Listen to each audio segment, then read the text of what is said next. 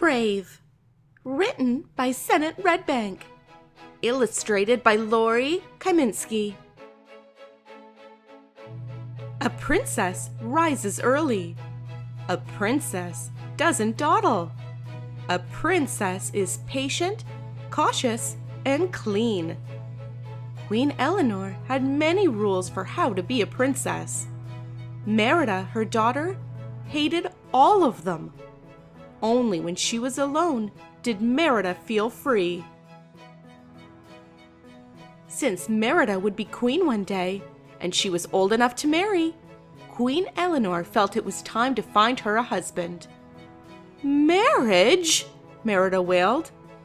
Queen Eleanor and King Fergus invited the oldest sons of 3 lords to compete in the royal games. The winner would marry Merida. There was young Macintosh, young MacGuffin, and wee Dingwall. Merida did not want to marry any of them, so she won the royal games herself. Queen Eleanor was furious. Merida was angry too. She was tired of always having to do what her mother wanted. Merida lost her temper. She slashed her sword through a family tapestry, right between the images of her and her mother. Then Merida jumped onto her horse and rode away from the castle. When she came upon a ring of stones, she saw a flickering blue light. More lights joined it. The will-o'-the-wisps were forming a trail leading her into the woods.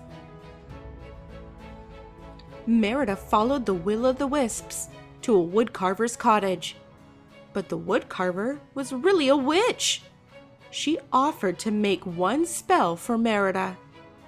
Merida wanted a spell to change her mother's mind. The witch agreed to do it and started brewing something in her cauldron. When she was done, she gave Merida a spell cake. Back at the castle, Merida brought the cake to Queen Eleanor. She hoped it would make her mother change her mind about the marriage. Instead, it changed Queen Eleanor into a bear. Oh no! What had Merida done? Years earlier, a giant bear named Mordu had bitten off one of the king's legs. Now Fergus heard a bear. He sensed a bear. Right away, Fergus knew a bear was in the castle. He tracked it up the stairs, around a corner, and down a hallway. Meridas Mother was a bear. Her father was hunting her mother. Merida needed help.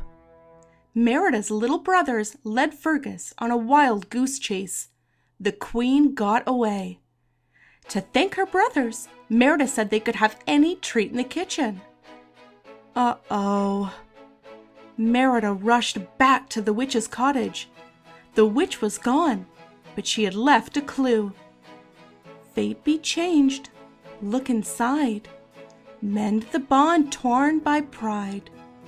What did it mean? In the woods, Merida and her mother learned to work together.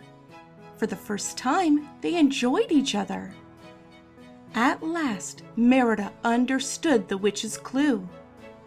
"It's the tapestry!" she cried. "Mend the bond torn by pride."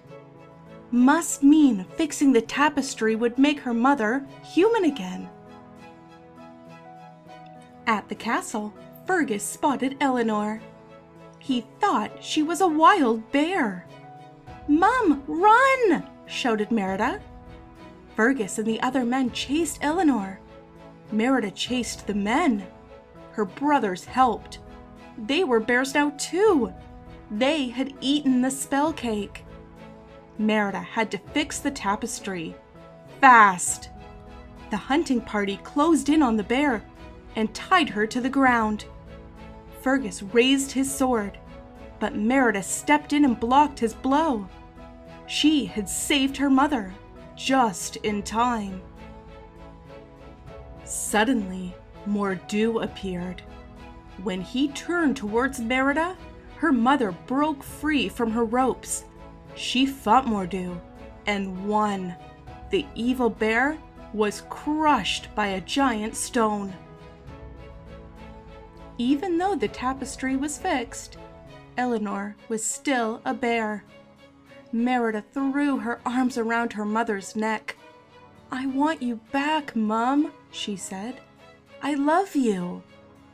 At those words, her mother changed back into the queen.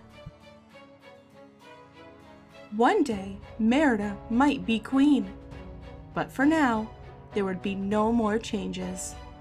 Eleanor and Merida had learned to love each other just the way they were. Thanks for listening, and don't forget to subscribe.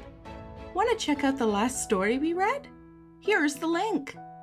Do you have a favorite book that you want read aloud? Leave it in the comments below.